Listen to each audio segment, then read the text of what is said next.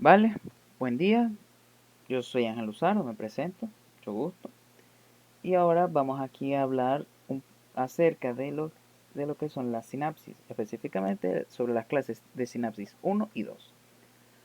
Ahora, ¿qué es lo primero que tenemos que saber? Bueno, primero definamos lo que es una sinapsis. Una sinapsis es la unión funcional entre dos neuronas, es decir, puede ser de una neurona o una célula y una célula no nerviosa, como por ejemplo una célula muscular o una fibra muscular. Ahora, ¿qué componentes lo tienen? Básicamente son dos, una neurona presináptica y una neurona postsináptica. Ahora, ¿cómo clasificamos la sinapsis o qué tipo de sinapsis existen? Bueno, depende mucho del criterio que tú utilices para clasificarla, pero el más importante y el que se necesita llevar ahorita es el de sinapsis eléctrica y sinapsis química. La sinapsis eléctrica vemos que hay una unión estructural, que es este pequeño poro que hay aquí, y funcional entre las dos neuronas, entre las dos células. Mientras que en una sinapsis química hay una unión puramente funcional, es decir, no hay una comunicación directa entre la célula presináptica y la célula postsináptica. Ahora, ahondando un poco más en lo que son las sinapsis eléctricas, tenemos que las sinapsis eléctricas son un tipo de sinapsis, como bien ya sabemos, donde las células ambas están conectadas funcional y estructuralmente. ¿Cómo están conectadas? Bueno, esto se debe a la unión por conexones. Los conexones son estos pequeños hemicanales que se hallan en cada lado de la membrana. Es decir, si nos recordamos de esta imagen, en esta parte de la membrana habría un conexón y en esta otra hay un otro conexón. Los conexones tienen un poro central, como vemos acá, y este poro central se va a alinear con el otro poro, con el poro central del otro conexón, y van a formar lo que se llama un supercanal que permite la comunicación directa de iones desde una célula hacia la otra. Ya bueno, a su vez un conexón está conformado por 6 conexinas y el tipo de unión es gap junction. Pero lo más importante aquí es saber que los conexones son los que unen y mantienen la unión funcional y estructural en las sinapsis eléctricas. Ahora, una característica importante de este tipo de sinapsis es también la dirección de la transmisión, la cual es bidireccional. ¿Qué me quiere decir que sea bidireccional? Es decir, que yo puedo estimular la célula A y la célula B va a responder. Y a su vez, si yo estimulo la célula B, la célula A también va a responder. Es decir, la dirección de la transmisión sináptica puede ir en ambos sentidos, de A a B o de B a A.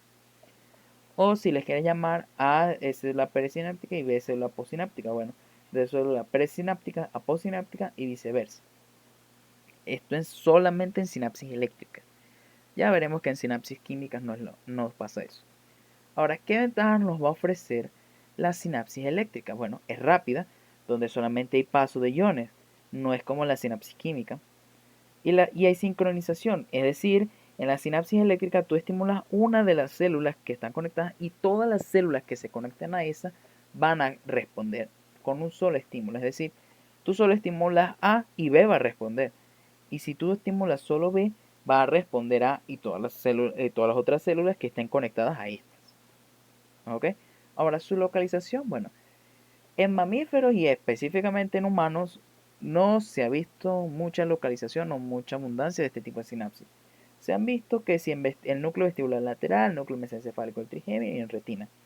Ok, perfecto, pero la localización no es algo que les tenga que preocupar en estos momentos, créanme. Solamente se los doy aquí como curiosidad, pero no es algo que se tenga que matar para poder aprenderse. No. Ahora, pasemos ahora a lo que son las sinapsis químicas. ¿Qué son las sinapsis químicas? Son una unión puramente funcional. No hay conexión directa entre la neurona presináptica y la postsináptica. Ahora, ¿por qué se los denomina sinapsis químicas? Bueno, es porque para la comunicación entre ambas células se necesitan los denominados neurotransmisores, que son sustancias químicas que permiten la comunicación celular. Ahora, vamos a ver cómo funciona esto con esta imagen. Esto es la unión de una motoneurona con la fibra muscular que inerva. Y que por cierto, el contacto entre los botones sinápticos y la célula muscular se le denomina placa motora, que es esto, que es donde se une la neurona con la fibra muscular. Ahora, haciéndole un zoom a uno de estos botones presinápticos, podemos diferenciar entonces tres componentes básicos, como son el terminal presináptico, que es este aquí, que hay que destacar que tiene abundantes mitocondrias y que tiene vesículas que contienen los neurotransmisores. Y a nivel de aquí va a tener lo que se le denomina zona activa. ¿Qué es la zona activa? Es el lugar del botón presináptico, terminal presináptico, donde se van a hallar ancladas las vesículas presinápticas que posteriormente se van a exocitar. Ahora, ahora tenemos un espacio que va a separar el terminal presináptico del terminal postsináptico, que es la hendidura sináptica, que aquí es donde se va a liberar el neurotransmisor, por cierto. Y por último tenemos esta parte de acá, que es el terminal postsináptico. Porque en este terminal postsináptico hay algo importantísimo que son los receptores. Los receptores son los que se hallan en el terminal postsináptico y es donde se va a unir el neurotransmisor para poder dar la respuesta de la célula postsináptica. ¿Ok? Ahora, ¿cómo funciona una sinapsis química en general? Primero tenemos que llega el potencial de acción al terminal presináptico. Perfecto. Luego de eso, el potencial de acción va a causar un aumento, va a causar que se abran canales de calcio, aumente la permeabilidad de calcio y por ende entre calcio al terminal presináptico. La entrada de calcio a su vez va a causar que se libere el neurotransmisor por exocitosis de la vesícula hacia la hendidura sináptica, es decir, del terminal presináptico se van a exocitar los neurotransmisores y se liberan a la hendidura sináptica. Una vez en las neuronas, en la hendidura sináptica, se van a difundir, que puede irse a todos lados, de hecho se puede ir para acá, o puede unirse aquí, puede dirigirse hacia el terminal postsináptico e interactuar con su receptor postsináptico. Una vez que interactúe con su receptor postsináptico, van a abrirse canales iónicos a nivel de la célula postsináptica que pueden causar corrientes excitadoras o inhibitorias, dependiendo mucho del receptor y del canal, que van a dar lugar a potenciales postsinápticos, que es importante que estos potenciales postsinápticos son potenciales electrotónicos. Esto se los van a preguntar de arriba para abajo. Necesitan saberse eso bien y tenerlo clarísimo. Potenciales postsinápticos al principio son electrotónicos, después, cuando estos potenciales postsinápticos alcancen el umbral de excitación, van a dar lugar a potenciales de acción postsinápticos, como bien estamos viendo acá. Esto es la secuencia general de cómo es las funciones o cómo funciona una sinapsis química. Ahora vamos a establecer comparativas entre sinapsis eléctricas y sinapsis químicas para que quede claro, porque esta comparación se las van a preguntar de arriba para abajo y de abajo para arriba. Primero, el tipo de unión, sinapsis eléctrica, es estructural y funcional, mientras que en la química es puramente funcional. La dirección de la transmisión de la sinapsis eléctrica es bidireccional, mientras que la química es unidireccional, es decir, en la sinapsis eléctrica puede estimular cualquiera de las dos y las dos van a responder, mientras que la sinapsis química, si estimulas a la célula presináptica, la postsináptica va a responder, claro. Pero si estimulas a la célula postsináptica, eso no implica que la célula presináptica vaya a responder. Por ende, la dirección de la transmisión sináptica es de célula presináptica a célula postsináptica. Ahora, ¿qué se utiliza para transmitir los mensajes? Bueno, en sinapsis eléctrica, el agente transmisor de mensajes son los iones, mientras que el agente de transmisión en sinapsis química son los neurotransmisores, que son sustancias químicas que permiten la comunicación celular. Ahora, en comparación a las velocidades de transmisión, tenemos que la sinapsis eléctrica es más rápida, y en comparación la sinapsis química es un poco más lenta, es más lenta, mejor dicho, donde vemos que cuando tú estimulas la célula presináptica va a pasar de 1 a 5 milisegundos de retardo antes de que se detecte una respuesta postsináptica. ¿Ok?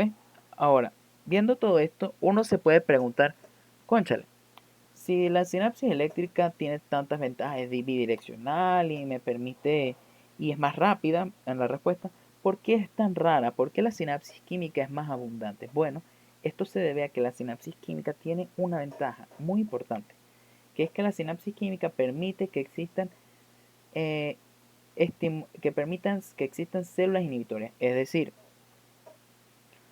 que la sinapsis química permite, como dice aquí, permite que señales estimulatorias despolarizantes en una célula presináptica causen una respuesta inhibitoria en la célula postsináptica. ¿Qué quiere decir esto? Bueno, esto.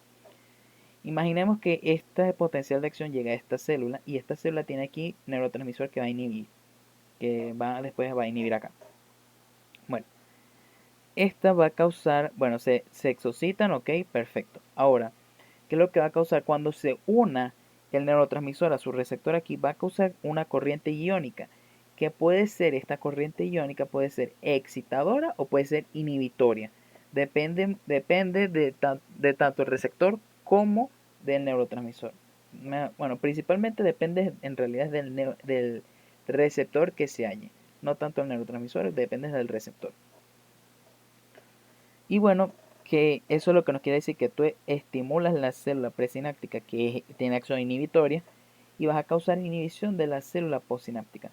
Esto es algo que no se ve en la sinapsis eléctrica, donde los iones que ves en la célula, donde ves que los iones que están en la célula presináptica están igual en la célula postsináptica. Tú no puedes inhibir A sin inhibir B en la célula en la sinapsis eléctrica. Mientras que en la sinapsis química tú puedes estimular la célula presináptica y esta puede inhibir la postsináptica. ¿Qué causa esto? Esto le da riqueza al sistema y permite que responda mejor a los estímulos, que es decir, permite que se adapte mejor. Que eso es algo importantísimo en lo que es la supervivencia de los organismos. Vale, ahora vamos a hablar acerca de lo que son los eventos que ocurren en el terminal presináptico para que se dé toda la comunicación en la sinapsis. Primero hay que saber cómo la síntesis y empaquetamiento de neurotransmisores.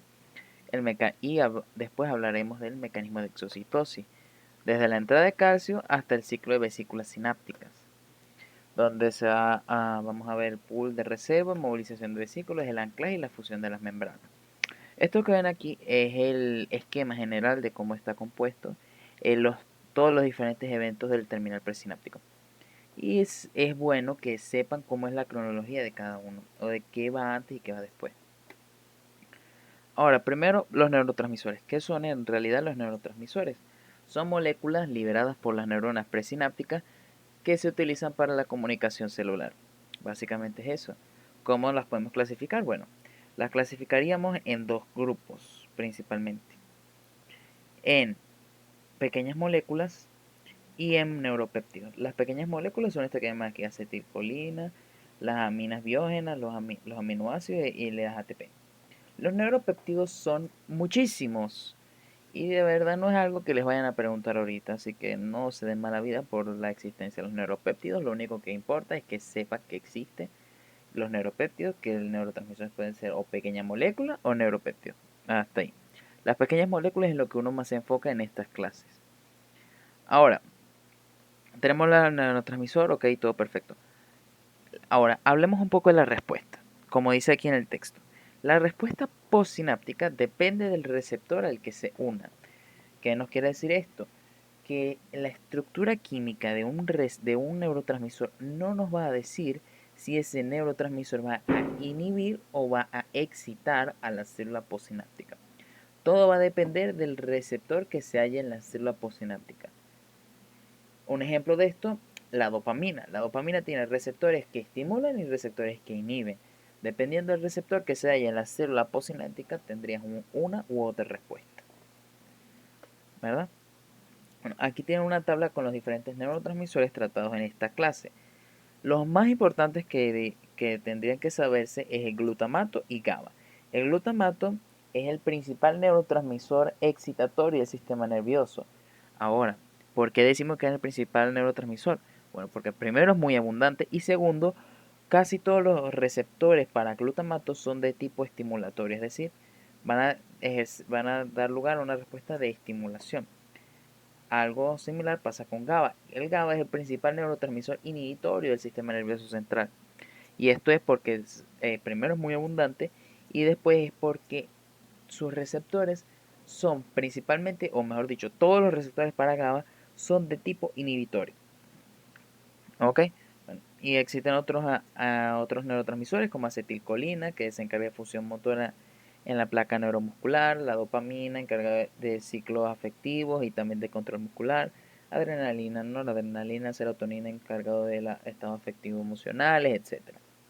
Aquí tienen esta tabla con la localización de dónde deriva cada aminoácido de cada neurotransmisor y su función. La más importante es que se sepa la función y si acaso de qué se deriva cada uno, aunque de esto solamente les van a sacar que si una o dos preguntas para este quiz.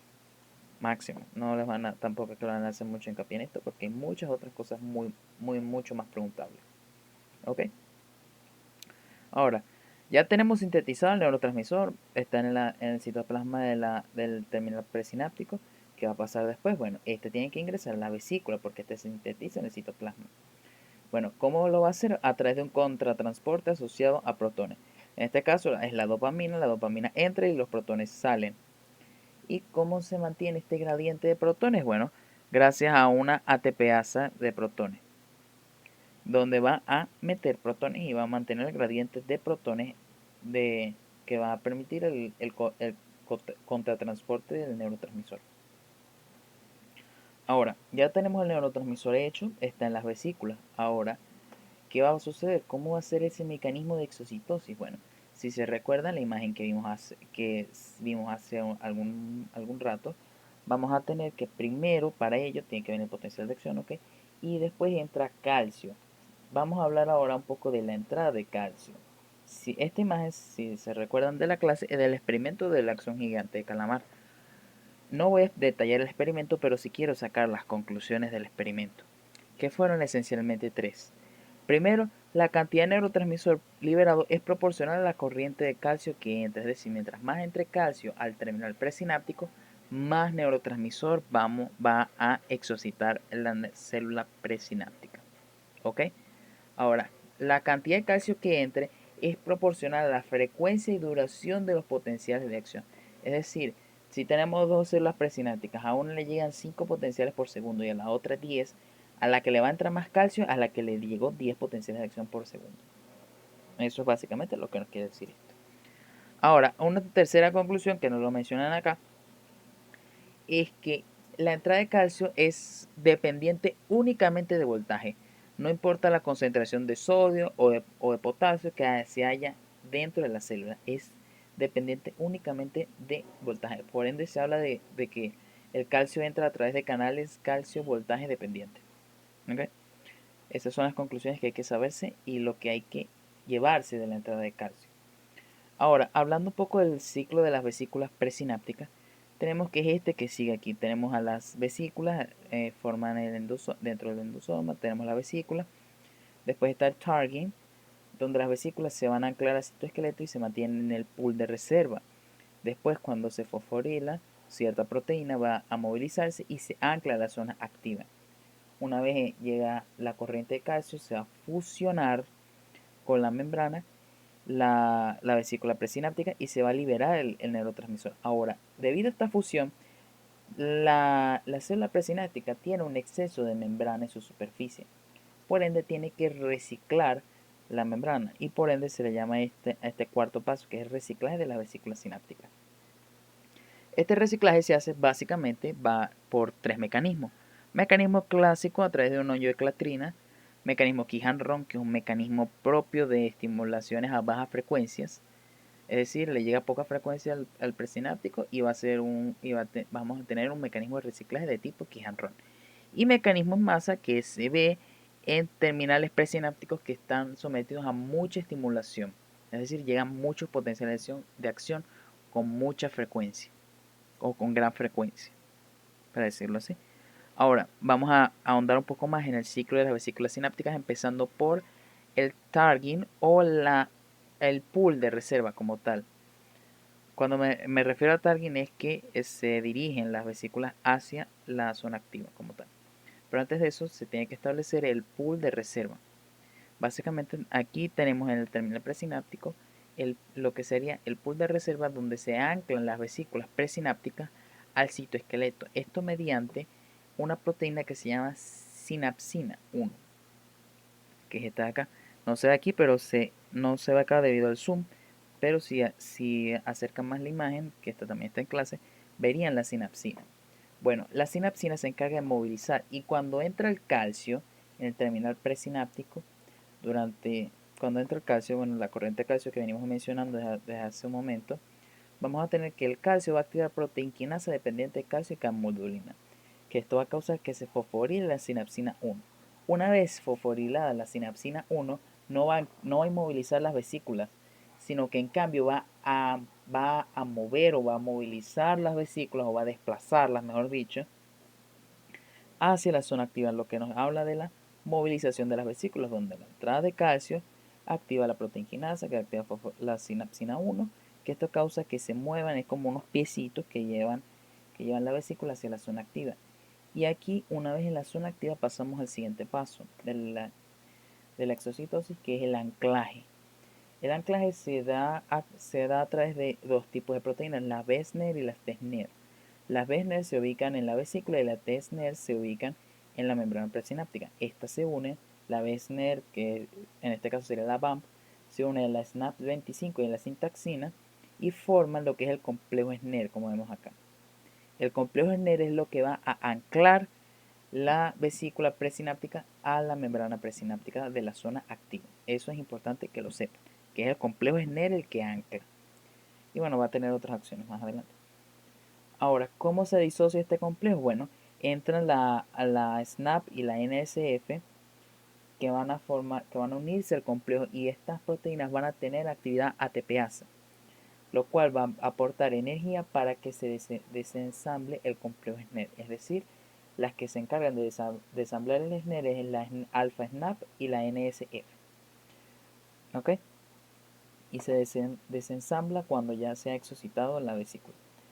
Ahora, ya estamos hablando del anclaje y desanclaje y el desamblaje del complejo SNER.